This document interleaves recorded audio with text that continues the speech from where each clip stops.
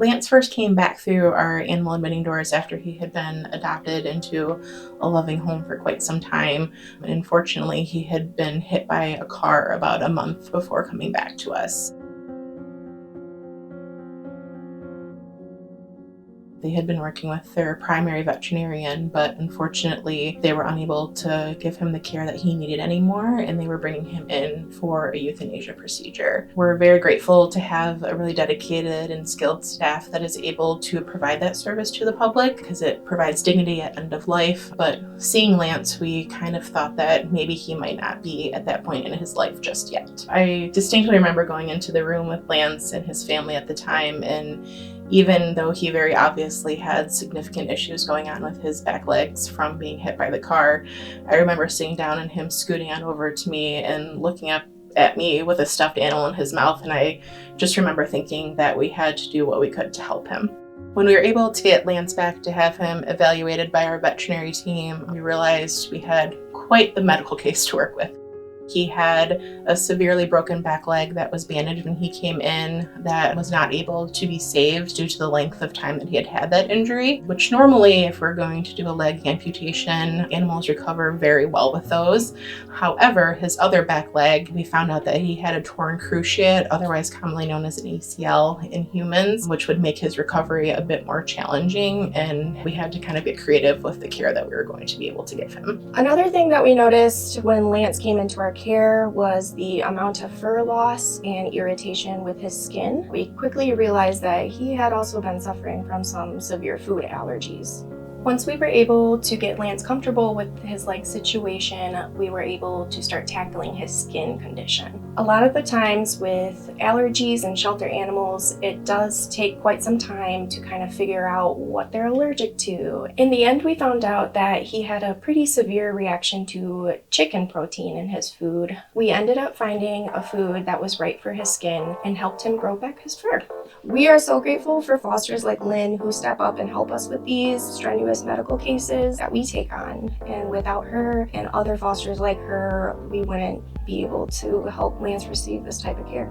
I first met Lance here at the Humane Society. He had just come in, and even though he was in pretty bad shape, he was making sure he greeted everyone. He was a bunch of joy and life. When I brought Lance home for recovery after his first surgery, he continued to be his happy self. There was a lot of resting to be done, needs to be met, the dog that couldn't get around. I began by carrying him outside when he needed to go out, and that got a little old for him, so I got a hold of a support sling, and that worked for a little bit till he just sat down and looked at me like, no, I don't want that. So I pulled it out, and that's when he just started walking on his front two legs and holding his hind end up in the air. So he was gonna make it work.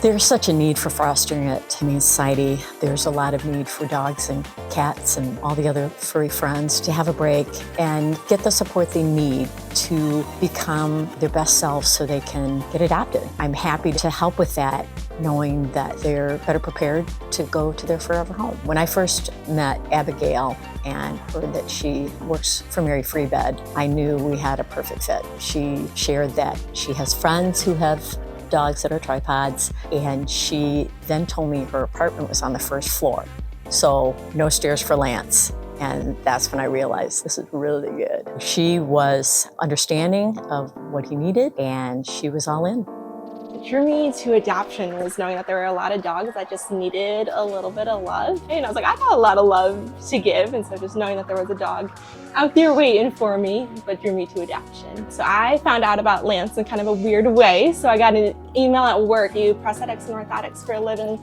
So Lance's world is kind of my world full time. And we got an email saying that there was a three-legged dog out there that needed a home. And it had the cutest little picture of him on his back with his paws up. And I took a picture of that picture and sent it to my whole family. I was like, I'm getting a dog this weekend. He just looked like the sweetest, cutest little dog. When I first met Lance, he was wild and crazy. He definitely showed all of his personality that day. But the biggest thing that drew me to him was seeing his connection with his fosters. He ran right up to them across the parking lot. He was so excited to see them. He would go say hi to everybody else and came right back to his fosters. And I knew that I could have that relationship with him, that sometime down the future, he would go say hi to a room full of people and come back to me every time. When I first read in this chart that he got in for euthanization, I almost started crying. I came out, gave him all the treats, all the toys. When he's in pain, it's a lot harder because he can't tell me. And so trying to pick up on those signs, he gives me a whole new appreciation for everything he's been through. He didn't know what the car was when it hit him. He didn't know what was going on. And I think just looking at where he is now, like the happiest, smiliest little pup, he wants to be a part of all the action all the time. He's got a pretty sad past, but I think we've worked through a lot of it and he's in a really, really good spot now. I read back on those old notes and it's a totally different picture from what he is now. For anyone who's thinking about getting a pet, I used to come home to an empty apartment. It was just me, get some dinner, watch some TV. And now this one comes running to greet me every day. He gets me moving, gets me outside. We get to go enjoy the sunshine.